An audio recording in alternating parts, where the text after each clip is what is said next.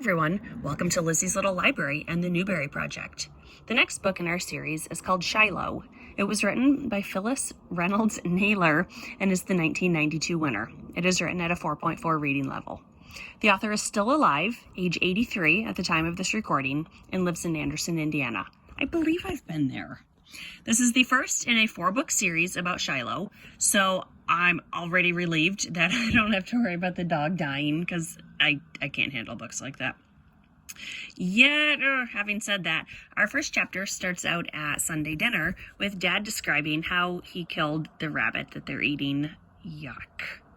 Marty is our 11-year-old protagonist. After dinner, he grabs his gun and sets off for the river near his home in West Virginia. He sees a scared dog that he thinks might have been abused. The dog follows him home, even though Mom has never approved of keeping pets for financial reasons. Dad and Marty return the dog to his cruel owner, but eventually the dog escapes and comes to Marty's house, where Marty builds him a shelter from the weather and sneaks him some food. For example, a lard and jelly sandwich, which makes me wonder if this book is set during the Depression. The next several chapters about Marty sneaking food to Shiloh and about them playing together. At one point, he visits his friend, whose dad has a computer, and Mom goes to the dollar store, so I'm guessing it's a lot more modern than the Great Depression. Both parents eventually learn Marty has been hiding the dog. Then, Shiloh gets attacked by a German Shepherd. I did not like this part at all. Dad drives him to the doctor, it's the human doctor, but they figure if nothing else, at least he knows how to do stitches.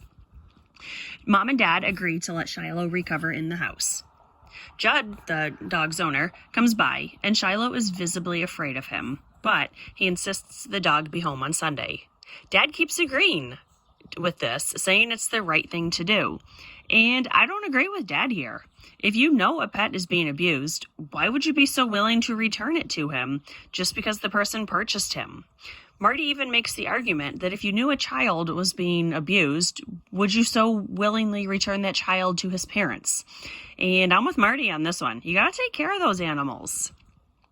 On the last day of their agreement, Marty goes to see Judd before sunrise and catches him killing a deer out of season. He threatens to report him to the game warden, but they come to an agreement. Marty will work 20 hours in exchange for Shiloh. He's smart enough to have Judd put it in writing. Several days later, Judd tries to renege on the agreement, but in the end, he honors it, and Shiloh is officially part of Marty's family. The end. I feel like I've read this book before, at least part of it. Either that or it's such a common story that it's completely interchangeable with other books I've read with the kids. It was definitely a sweet story, but having said that, the frequent mentions of kicking dogs was, I thought, a little too much for the target audience. And from a writing perspective, there were many sentences that didn't have a subject. They just started with a verb.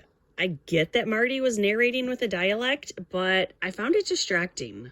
For example, on page 20, just as a paragraph to give us a little background information, "Dog's going right back across that river when we get through eating," says Dad. "If that's Judd's new dog, he probably don't have enough sense yet to find his way home. We'll put him in the Jeep and drive him over."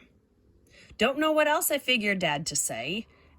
And that's just awkward. And I don't love that writing style. And I get that it's, a dialect, but, and then later on the page, this is so gross. He cracks an egg in his hands and lets the dog lick it raw.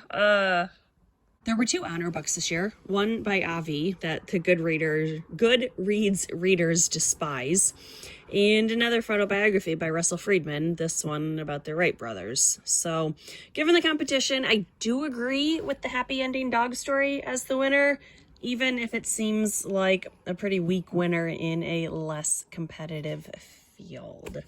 The next book is called Missing May by Cynthia Rylant. I absolutely loved that book. I'll get the review posted soon enough. Thanks for watching. Bye.